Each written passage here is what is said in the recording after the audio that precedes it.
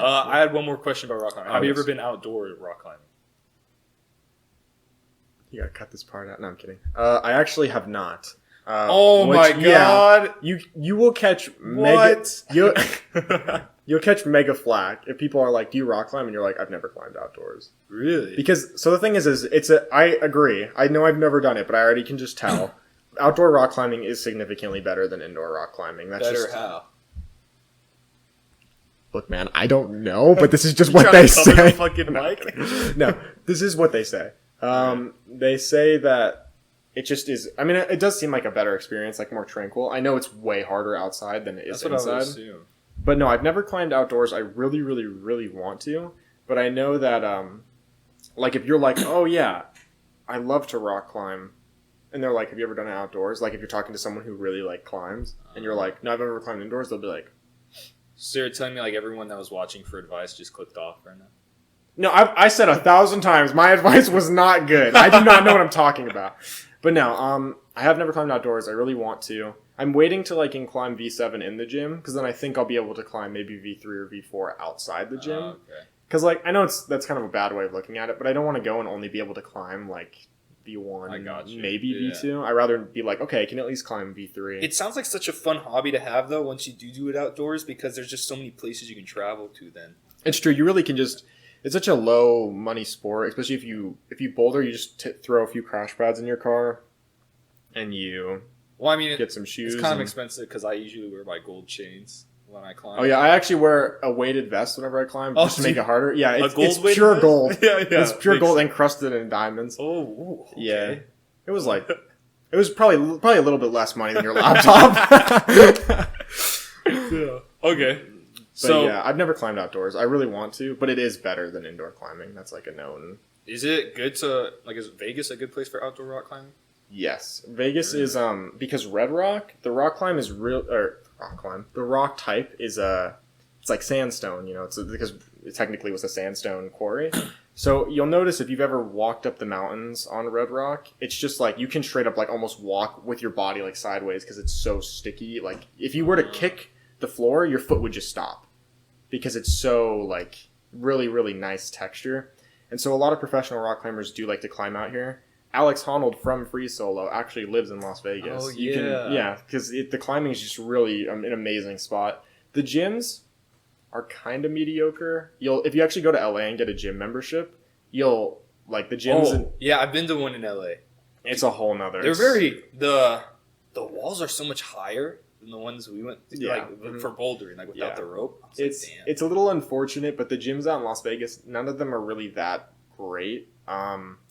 But you'll notice in California has some amazing rock climbing gyms. Like you'll go and you'll be like, it'll be like 5 times the size of our gym, and our gym's not even that small. Yeah. So, but yeah, have fun with that. What? Have fun with that. California also has it has Yosemite, which is the climbing spot. Would you ever climb like tall things like that where you have to do ropes? Really? Yeah, I have ropes and stuff. I just don't have quick draws, which is like the little clip that they have. But do you know how safe that is? Like, I'm sure it's obviously there's risk, but there can be an argument made that technically it's probably safer than bouldering. Really? Because my thing is bouldering, you get the crash pads, and yeah, you have people moving them for you, but like if you fall and you miss, like you're just hitting the floor. You know what I mean? At least you have a rope buff because ropes are really strong. In our gym, we do have the top rope, which has like the auto belay system where like you hook it in. But can you actually explain how the roping practice works? Because I have no idea. So there's different types. In our gym, we kind of go half and half. Like half the routes will have what's called auto belay, which is just a clip, and when you fall, it will carry you back down for you. And then there's does that ever just not work?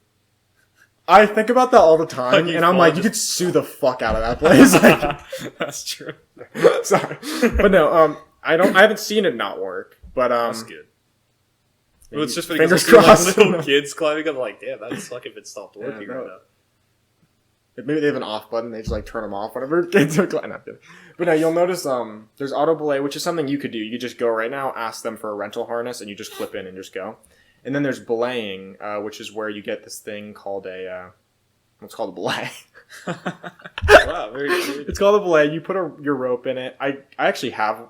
Oh no, it's not in my car anymore. But it's just really just a system where you kind of put it in. It has like it has friction teeth in it, so you can pull it and like lower someone. And basically, when someone stands below, they'll pull the rope and then pull out the slack so it stays tight for the climber up top. So then if they fall, they kind of just will come off the wall and just hang. See, what I don't get is, are you attached to the other person?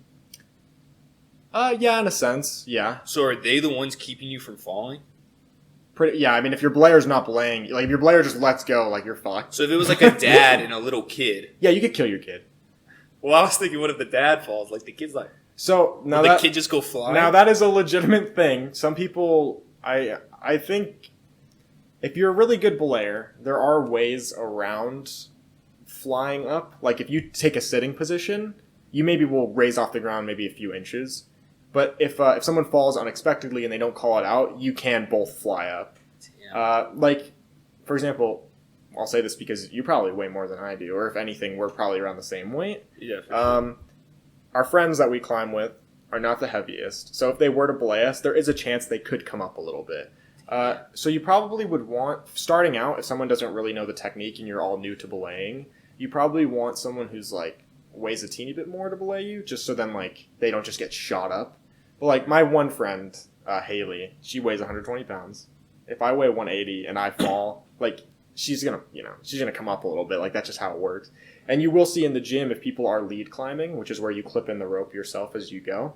People do fall, and the other person does fly up sometimes. But it's not like it's not gonna fly up enough to really like the other person slams the floor and the one person flies up. Really? Okay. Yeah. So what prevents that from happening? Is it just like the friction within the... Yeah, there's these friction teeth where basically you take the slack and you pull it down. I wish I had it so I could show you. Yeah. You pull it down and it will stop the rope from moving as much, but then all the weight will hit you. So you kind of have to stop it, like you pull it to your side and then you like take a sitting position. And normally like it helps the weight and physics not pull you up as much. And is that the method that's used when people rock climb in Yosemite and stuff like that? Yeah, normally. I mean, they have a device called a gree-gree. The only issue is that it costs way more than a normal belay.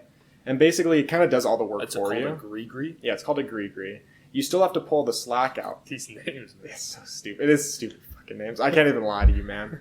Like, anyways, no. So the gree-gree, I wonder why it's called the gree-gree. But they pull it, and you still have to pull the slack out so it makes the rope, like, taut for the person climbing. But there's a lever on it, so that when they fall off, it auto-breaks it for them. So when the person falls, it's like, you don't have to really... You still should break it and be safe, but in reality, it'll catch it for you. So it kind of does like that whole move where it's like, oh, I gotta pull really quick. You technically don't really need to do that as much. And then to let them down, you just pull a lever and it just lowers the rope. Wow. How do you like, do you attach it to the top of the rock or something? Or is it at the bottom? There's that would be lead climbing, which is where you have these things called quick draws. So there should be little bolts on a route, right? Yeah. So you clip this quick draw in, and it's basically just two, you know what a carabiner is, yeah? No. Yeah, I know you definitely have them because everybody's using them. It's like those little G things that have a gate in them, and you can like clip them to stuff. Oh, yeah. It's like one of those with like a thing of like, I don't really know what the material is, but it's connecting two. So you clip one in, and then you can clip the rope in on the other one. Maybe I'll add a picture. Yeah, you might have to. I don't even know what I'm talking about. I like act like I do this often. Well, it's just the idea of adding pictures. I just never thought of it. No, not the I'm not talking about the pictures. I'm talking about rock climbing. I don't care how you do your podcast. Well, I probably come off like such an expert. Like, I need everyone to know I do not know what I'm talking about. He's like Troy. He's good. I'm decent at indoor bouldering. That's what so I know. humble. Decent. Okay, sure. But no, yeah, so you clip these quick draws in, I think, and then you clip your rope into the other carabiner, and you just go up as you go. And so, yeah, in reality, it's not like, obviously, if you're both connected to the bottom and the person just climbs, there's nothing that keeps the rope from having them just fucking hit the floor. So, it's, I want to move on to something else because I have another thing I want to talk to you about, but real quick, so instead of falling all the way down, you just fall as far down as, like, your last thing you clipped in is?